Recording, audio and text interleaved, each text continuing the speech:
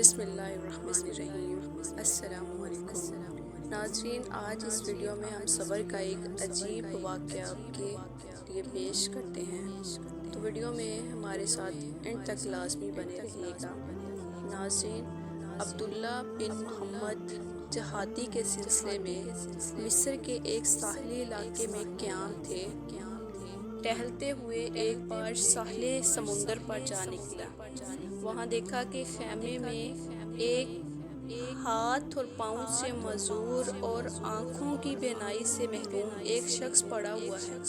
اس کے جسم میں صرف اس کی زبان سلامت ہے۔ ایک طرف اس کی یہ حالت اور دوسری طرف وہ با آواز بلند کہہ رہا ہے، میرے رب، مجھے اپنی نعمتوں پر شکر کی توفیق عطا فرما۔ مجھے تو نے اپنی مخلوق میں سے 100 میں سب پر فضیلت اور فوقیت بخشی ہے۔ اس فوقیت پر مجھے اپنی حمد و ثنا کی توفیق عطا فرما۔ ناظرین، عبداللہ نے یہ دعا سنی تو اسے بڑی حیرت ہوئی۔ ایک آدمی جو ہاتھ پاؤں سے معذور، بینائی سے محروم ہے، جس میں زندگی کی تازگی کا کوئی اثر نہیں، وہ اللہ سے نعمتوں پر شکر کی دعا مانگ رہا ہے۔ اس کے بعد اس کے پاس آ کر سلام کیا اور پوچھا، حضرت، آپ اللہ تعالیٰ کی اس نعمت اور فوقیت پر شکر اور حمد و ثنا کی توفیق کے طلبگار ہیں، کس چیز کا شکر ادا کرنا چاہ رہے ہیں؟ معذور شخص نے جواب دیا، فرمایا، آپ کو کیا معلوم میرے پاس کیا ہے، میرے رب کا میرے ساتھ کیا معاملہ ہے؟ باخدا اگر وہ آسمان سے آگ برسا کر مجھے راکھ کر دیں، پہاڑوں کو حکم دیں مجھے کچل دیں، سمندروں کو کہیں مجھے غرق کر دیں، اور زمین کو کہیں کہ حکم دیں کہ مجھے نگل جائے یا اپنے اندر سما لے، تو میں کیا کر سکتا ہوں؟ میرے نہ تو اس جسم میں طاقت ہے، میرے پاس صرف ایک زبان ہے، اور کیوں نہ میں اس اتنی بڑی زبان جو اللہ تعالیٰ نے مجھے سلامت رکھی ہے اس پر اللہ تعالیٰ کا شکر ادا کروں؟ میری تو زندگی بھی کم ہے، یہ پوری زندگی بھی میری کم ہے کہ میں اس نعمت کا اللہ سے شکر ادا کروں۔ پھر فرمانے لگے، میرا ایک چھوٹا بیٹا میری خدمت کرتا ہے، خود میں معذور ہوں، زندگی کے ضروریات اسی کے سہارے پوری ہوتی ہیں، لیکن وہ 3 دن سے غائب ہے، معلوم نہیں کہ کہاں ہے۔ آپ اس کا پتہ کر لیں، مہربانی ہوگی۔ ایسے صابر، شاکر اور محتاج انسان کا خدمت سے بڑھ کر اور کیا سعادت ہو سکتی ہے؟ عبداللہ نے بیابان میں اس کی تلاش شروع کی تو دردناک منظر دیکھا کہ مٹی کے 2 پوتوں کے درمیان ایک لڑکے کی لاش پڑی ہوئی ہے، جسے جگہ جگہ سے درندوں اور پرندوں نے نوچ رکھا ہے۔ یہ اسی معذور شخص کے بیٹے کی لاش تھی۔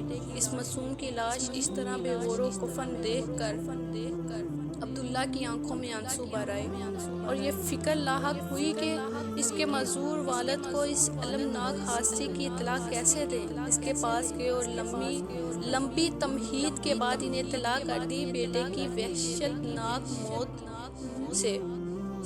ان کا جگر پارا پارا ہو گیا۔ وہ خبر سن کر معذور والد کی آنکھوں سے آنسو روا ہوئے، دل پر غموں کے بادل چھا گئے تو آنکھوں سے اشکوں کی برسات شروع ہو گئی، اور یہ بھی اللہ تعالیٰ کی ایک نعمت ہے کہ غم کا غبار اشکوں میں ڈل کر نکل جاتا ہے۔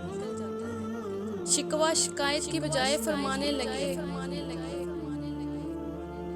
ہم تو ستائش اسی ذات کے لیے ہے جس نے میری اولاد کو نافرمان پیدا نہیں کیا اور اسے جہنم کا ایندھن بننے سے بچا لیا۔ پھر انا للہ پڑھا اور اس کی روح پرواز کر گئی۔ ان کو اس طرح اچانک ان کی موت پر عبداللہ کے سارے بندن ٹوٹ گئے اور پھوٹ پھوٹ کر رونے لگے۔ کچھ لوگ اس طرح نکلے، رونے کی آواز سنی تو خیمے میں داخل ہوئے، میت کے چہرے سے کپڑا ہٹایا تو لپٹ کر رونے لگے، کوئی ہاتھ چومنے لگا، کوئی آنکھوں کا بوسہ دینے لگا، ساتھ ساتھ کہتے جاتے، ہم قربان ان آنکھوں پر جنہوں نے کبھی کسی غیر محرم کو نہیں دیکھا، ہم فدا اس جسم پر جو لوگوں کے آرام کے وقت اپنے مالک کے سامنے سجدہ ریز رہتا، جس نے اپنے رب کی کبھی نافرمانی نہیں کی۔ عبداللہ یہ صورتحال دیکھ کر حیران ہو رہے تھے۔ پوچھا یہ کون شخص ہے؟ کہنے لگے یہ رسول اللہ صلی اللہ علیہ وآلہ وسلم کے سچے عاشق اور حضرت ابن عباس رضی اللہ تعالیٰ عنہ کے شاگرد ہیں۔ صبر و استقامت کے پیکر اور تسلیم و رضا کے بلند مقام کے حامل حضرت ابو قبلہ کے ہیں۔ ان کی نماز جنازہ اور تدفین سے فارغ ہونے کے بعد عبداللہ رات کو سوئے تو خواب میں دیکھا کہ آپ جنت کے باغات میں سیر و تفریح کر رہے ہیں اور جنت کا لباس زیب تن ہے، اور یہ آیت فرما رہے ہیں صبر کرنے کے سبب تم پر سلامتی ہو اور آخرت کا گھر بہترین ٹھکانہ ہے۔ عبداللہ نے پوچھا آپ وہی مذکور شخص ہیں؟ فرمانے لگے جی ہاں میں وہی شخص ہوں۔ اللہ تعالیٰ کے ہاں چند بلند مراتب اور درجات ایسے ہیں جن تک رسائی مصیبت میں صبر و راحت اور شکر کرنے پر ہی ممکن ہے۔ اللہ تعالیٰ نے اسی صبر اور شکر کی بدولت مجھے ان نعمتوں سے سرفراز فرمایا۔ اللہ تعالیٰ دعا ہے کہ اللہ تعالیٰ ہمیں بھی مصیبت کے وقت اور مشکلات کے وقت صبر کرنے کی توفیق عطا فرمائے، آمین۔